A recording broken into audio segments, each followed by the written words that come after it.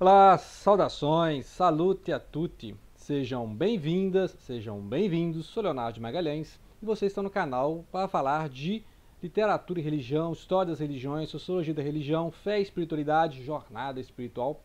E vamos continuar então a série de vídeos que nós estamos lendo uma biografia literária do apóstolo São Paulo, o grande amigo de Deus, que é da Taylor Caldwell, que é também aquela que escreveu sobre a biografia de São Lucas, né, evangelista, Atos dos Apóstolos, etc. Né?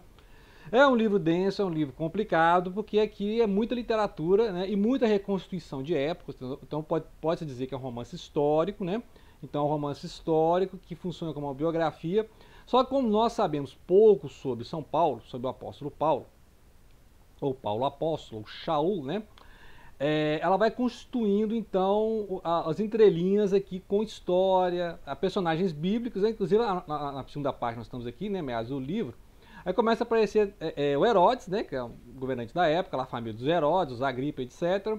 O Pôncio Pilatos, né, que foi responsável lá por lavar as mãos e condenar o Cristo, né. E também José de Arimateia. José de Arimateia, o personagem na Bíblia também, né, que vai atuar lá na parte lá da crucificação, o resgate do corpo, né, o sepulcro. Né? Então é interessante aqui que ela vai colocando alguns personagens, mas o mais interessante é ela colocar as várias correntes do judaísmo daquela época. Né? Então a gente pra gente ler a Bíblia entende isso, né? As várias correntes do judaísmo, igual hoje tem as várias correntes do cristianismo. Né? Então vou até falar um pouco sobre isso, porque a gente acha que o cristianismo veio em etapas, mas não para pensar na multiplicidade de correntes que tinha no início do cristianismo. Então, nessa época, tinham várias correntes no judaísmo. Então, o fariseu, por exemplo, a corrente do Paulo, né, era fariseu. Tem os saduceus, tem os zelotas, tem os sicários e tem os essênios, né, que viviam no deserto separado. Então, os essênios já julgavam o templo de Jerusalém como uma coisa nefasta, né, ou seja, já é apostasia e tal. Então, os essênios são os mais radicais no sentido de que eles eram até monges, né, ficavam na comunidade no deserto, assim. Seria uma comunidade monástica, né? Então tem estudos sobre os essênios, inclusive os manuscritos do Mar Morto encontrado lá em 47 e 48, nessas cavernas do Qumran. Qumran é ali nas margens do Mar Morto, onde ficava essa comunidade, né, dos essênios. Né? Então ela vai mostrando essas camadas, são todos simultâneos, eles todos estavam lá, né, na época de Cristo. Os que esperavam o Messias, os que não esperavam, os que acreditavam na ressurreição, os que não acreditavam. Dizem algumas correntes que Jesus Cristo era fariseu, mas há outras correntes que falam que Jesus nem sabia ler e escrever, né? Então, essas várias correntes é difícil, né? Precisar, e isso não muda nada a figura do Cristo da fé, né? Isso aí são os estudos do Cristo histórico, né? Já falamos em outros momentos aí, essa questão de que é reconstruindo, preocupando com o Cristo histórico, coisa que, igual eu falei em outros vídeos, eu acho meio complicado você chegar até ele, né? Porque tem vários estudos. Então, nós temos o que? O Cristo da fé, que é a construção ali dos evangelhos e Atos dos Apóstolos e as cartas de Paulo, certo? Então, é isso que nós estamos debatendo. Então, vai debatendo, Jesus sabia ler, não sabia ler, Jesus era fariseu. Agora, a questão que aqueles que defendem que Jesus era fariseu ou tinham conhecimento da doutrina farisaica, é no sentido que Jesus, por exemplo, defendia a ressurreição, né? Então os saduceus não defendiam. Então tem umas diferenças assim. E os saduceus eram ligados à administração do templo, ao pagamento de impostos para os Césares, né? Para os Herodes. Então os saduceus estavam ali na administração, os saduceus eram mais ricos, né? E eram sacerdotes, uma linhagem familiar, etc, né? E os fariseus, os perushim, aí tem gente que fala, são separados? São os do partido da Pérsia, né? Porque dizem que os fariseus surgiram na Pérsia. E os saduceus tenham surgido depois dos fariseus e com o domínio helênico e românico. Né? Então tem pesquisas históricas. Né? Agora, eu estou falando isso por quê? Porque esse romance tenta colocar essas várias vozes do judaísmo em baila. Então ela coloca personagens discutindo, igual o Dostoiévski, né? Coloca lá um saduceu discutindo com o fariseu, coloca os helênicos, que é aqueles judeus que falavam melhor o grego do que o aramaico, o hebraico, né? Lembrar que o hebraico era a língua litúrgica, né? Então o hebraico nessa época era a língua litúrgica, ou seja, era usada nas cerimônias, né? Nas leituras, né? Nas sinagogas. Mas o aramaico era a língua ali da Síria, né? Desde a época dos assírios, a língua falada era o aramaico, também a língua caldeia, né? Ali da Babilônia, etc. Então, o aramaico era uma língua, possivelmente era a língua que Jesus falava, né? Que o povo falava. Os sacerdotes fariseus, os escribas conheciam o hebraico, né, que também, mas não é o hebraico que nós conhecemos, né, tem vários livros de hebraico. Inclusive descobriram isso com os manuscritos do Mar Morto, né, esses livros do hebraico. Então, até onde eu estou no livro, você vê que ela vai enchendo com essas coisas históricas, esses debates, mas pouco se sabe do Saul, né? Ou do Saul, Shaul ou Paulo, né? Que é o nome que ele vai usar enquanto cidadão romano, que a gente conhece o Paulo Apóstolo, né? Então, espero que lá na terceira parte do livro a gente tenha mais proximidade com aquele Paulo da época do Estevão. Lembrar que quando Estevão, o primeiro mártir do cristianismo, ele foi apedrejado, né? Ele sofreu essa execução lá, dada pelos saduceus e os fariseus. Paulo estava lá. Agora, alguns dizem assim, ó, Paulo estava lá só cuidando das roupas, Paulo era lá porque ele estava lá porque ele era da administração do templo, estava com os juízes. Outras versões, até filme a gente já viu isso, que o Paulo estava no julgamento e Paulo foi um dos responsáveis por cumprir os julgamentos. Paulo seria tipo um polícia, né? Tem filme que mostra isso. Paulo é tipo um polícia do templo, então foi dada a sentença da condenação de Estevão, o mártir, e aí Paulo foi lá cumprir a ordem, né? Então ele foi lá e levou o pessoal lá para poder tacar pedra, né? Então, entendeu como é que é complicado? Então, vamos ver como é que ela vai decidir isso aqui quando chegar. E outra coisa também, esse espinho na carne, como eu falei no outro vídeo, não, espinho na carne. O que é o espinho na carne, essa doença que o Paulo teria? Será que é uma questão, ele foi meio cego, ele teve problema de dor de cabeça, né, cefaleia, sei lá, né? Ou porque ele abandonou uma escrava, né? Então, teria tido o caso. Então é assim, vai mirabolâncias, né, de um romance histórico. Quando você não sabe, você inventa, né?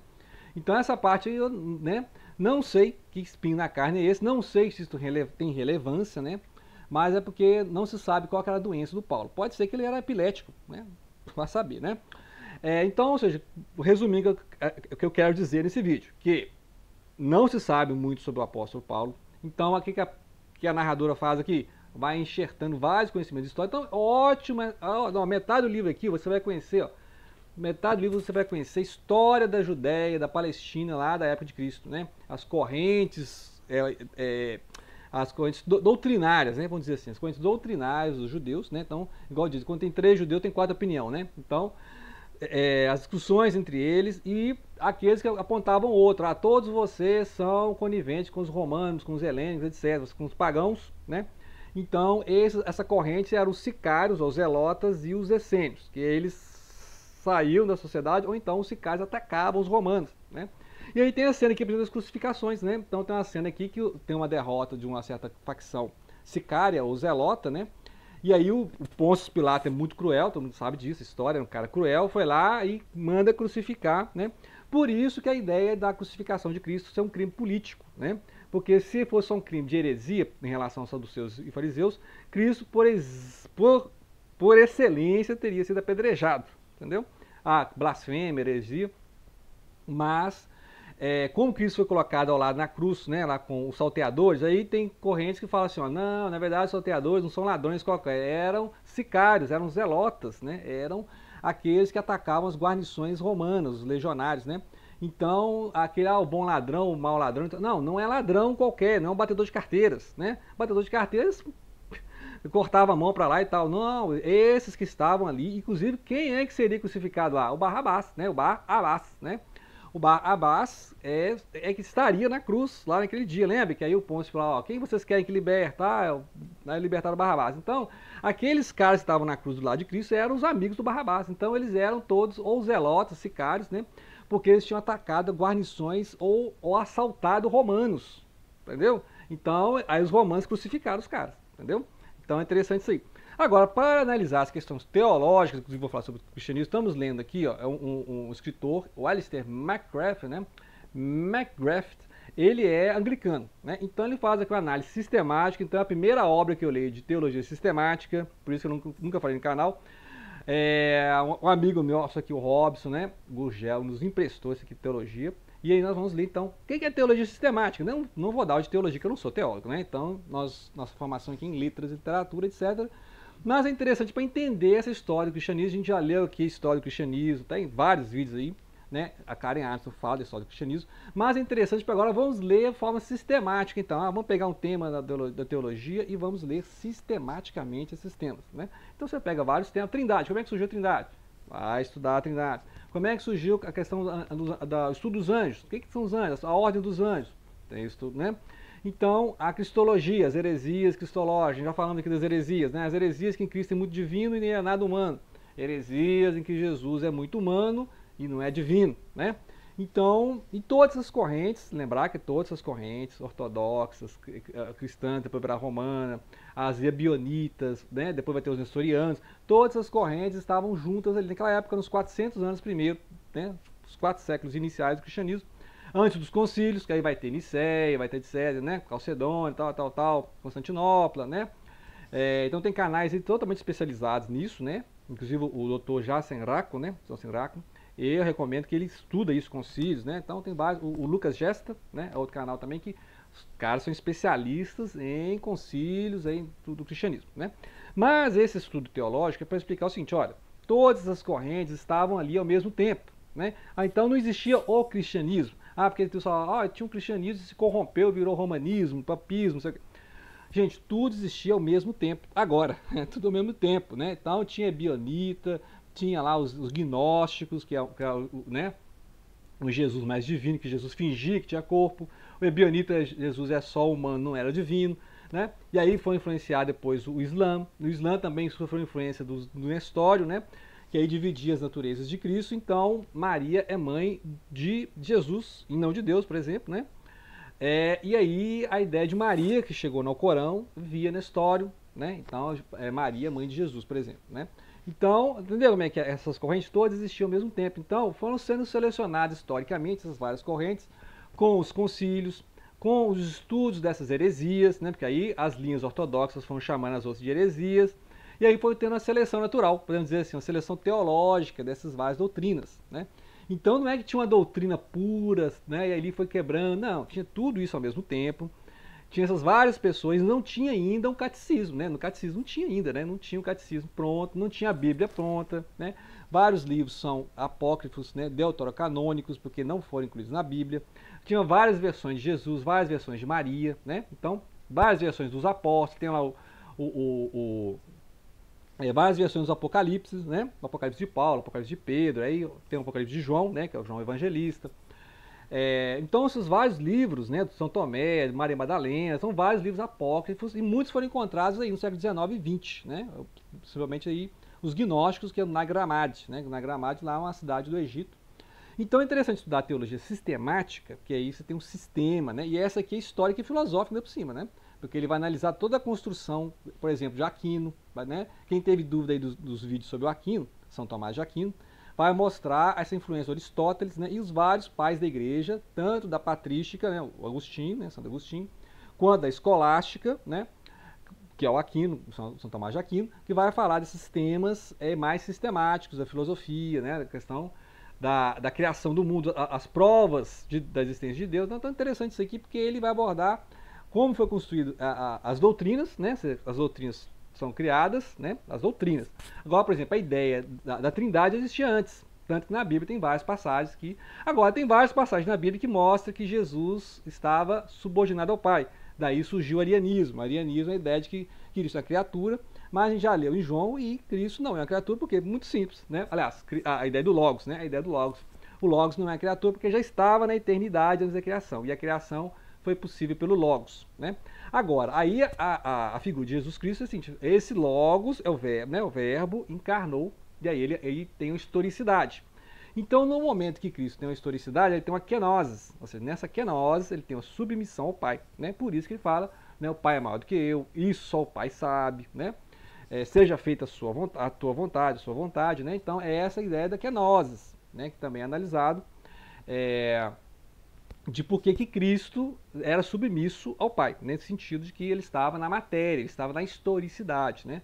E sendo Emmanuel, Deus entre nós, ele estava, obviamente, sendo humano, ele não estava fingindo que é humano. Outra coisa, né? O pessoal acha assim que Jesus fingia que era humano. Não, na verdade, ele era humano, né? Então, nessa historicidade, nessa humanidade de Cristo, é que ele era submisso ao Pai. Então, seja feita a sua vontade, o Pai é maior do que eu, né? Porque vocês me chamam de bom, mas bom é só Deus. Então, tem essa ideia, né? Que aí o Arius só selecionou essas passagens e falou, olha, tá vendo aí, ó, né? Cristo é uma criação, Cristo não é divino, Cristo foi criado e tal, né? Mas, e contra isso, né? Ou seja, aliás, foi antes disso, né? Foi antes, já tinha o Evangelho de João ali, né? Entre 95 a 100, ou até mais de 100, que possivelmente o Evangelho de João é depois até do Apocalipse, né? Então tem esses estudos aí também, que o Apocalipse não seria o último livro da Bíblia, né? Tem Apocalipse, tem Hebreus, né? O livro de Hebreus lá que é atribuído a Paulo, mas Paulo já tinha morrido, né? A gente vai ver voltando ao Paulo aqui, né? Que o Paulo já tinha morrido nos anos 60, né? Então, possivelmente Paulo morreu antes da queda do templo, né? Na destruição de Jerusalém em 70, né? Então, a carta a Hebreus, depois a gente vai ver que tem essa querela também, né? Paulo escreveu Hebreus ou não? Quais cartas o Paulo escreveu mesmo? Porque há cartas em que tem o estilo do Paulo, mas pode ser um discípulo, certo? Um discípulo, ou ele foi ditado, ou foi corrigido, ou foi copiado, né? Então, algumas cartas, com certeza, Romanos, né, é de Paulo, mas outras tem dúvida. E Hebreus foi escrito por um judeu, igual Paulo, também era um judeu, mas possivelmente de Alexandria, né? Ou então lá da Grécia, porque o estilo grego impecável, né?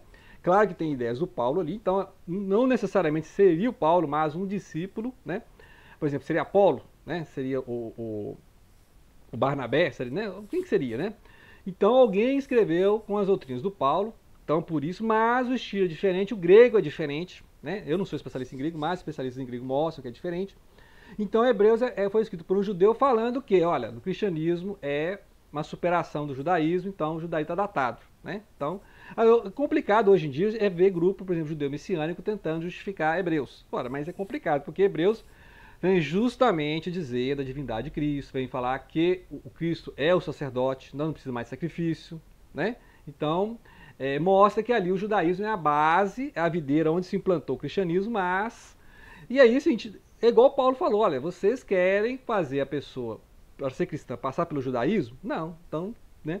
É isso que Hebreus quer dizer, ó, vocês não precisam mais passar pelo judaísmo, então não precisa de circuncisão, não precisa de lei alimentar, não precisa de elemento kasher, né? Então, é complicado, e essas linhas foram paralelas. Então tinha os judaizantes, que era o pessoal que era judeu, que era judeu, muitos helênicos, judeu que praticava o judaísmo e o cristianismo, cria em Jesus como Messias, ou Yeshua, né? Então tem essas linhas lá, e aí, claro, com o tempo essas linhas foram acabando, porque sofriam pressão tanto do cristão pagão, ou helênico, né, que é aquele cristão que não era judeu antes, e dos judeus, os rabinos, né? Os rabinos, o Talmud, etc., né? O judeu que não acreditou no Messias, né? O judaísmo que está até hoje aí e que não crê, né, no Messias, né? Então, aliás, não crê que Jesus é o Messias, mas que o Messias virá, né? Estamos esperando o Messias. Então, essa ideia, a diferença do judaísmo messiânico para o judaísmo ortodoxo seria exatamente esse. O judaísmo ortodoxo fala que o Messias não veio, e o judaísmo messiânico, ou nazareno, diz, olha, Jesus era o Messias e Jesus voltará, né? Então eles estão esperando a segunda vinda, igual os cristãos, né? Então os cristãos falam, né? Está na doutrina cristã que Jesus voltará. Então os messiânicos, né, os judeus messiânicos, os nazarenos, creem nisso. Agora é interessante que todos os judeus são messiânicos, né? Porque todos os judeus estão esperando a chegada do Messias. Então para os ortodoxos é a primeira vez que ele virá, e para os messiânicos ou nazarenos é a segunda vez que ele virá, o que muito se assemelha aos cristãos, né? Então é bom ler, né, essas ideias que estão tudo borbulhando naquela época e dar uma olhada aqui na teologia sistemática, né? Eu sei que isso aqui é especializado, né? É para público especializado em teologia, mas para nós curiosos, para nós que gostamos de ler as entrelinhas, entender a história, né? Então fica recomendado que eu lembro, né? É sistemático, ou seja, coisa para teólogo mesmo. É histórico, vai explicar a origem das doutrinas, e é filosófico, vai explicar essa relação aí da doutrina, da crença, da fé e as filosofias. Lembrando qual era a filosofia que tinha aí na época? A filosofia grega, né? Então vai explicar todos esses links aí, essas leituras gnósticas, vai falar de Filão de Alexandria, né? O pessoal lá que combinava a cultura helênica, né? A filosofia helênica com a cultura judaica, né? E aí formou o cristianismo, né? O cristianismo é essa mistura aí, judaísmo, helenismo, romanismo. Então tá tudo misturado. Então não vale dizer, olha como é que era tudo puro, e um belo dia veio Constantino e perverteu tudo. Não é, né? Isso é muito simplório, né? Isso aí é muito complicado. Podemos fazer vídeo sobre isso aí, né? História já fez, né? Sobre história da igreja. Para acabar com essa ideia de que existia um cristianismo só, puro, magnífico, e depois foi despedaçado. Não, existiu tudo isso ao mesmo tempo, né? Cristianismos, e depois foram selecionando, separando, e essas várias visões do mundo, né? Então é interessantíssimo isso aí. Vou voltar depois a falar do Paulo aqui, com mais um vídeo, quando chegar a parte que a gente já leu lá no Atos dos Apóstolos, ok? Então, grato pela atenção. Não deixem de compartilhar.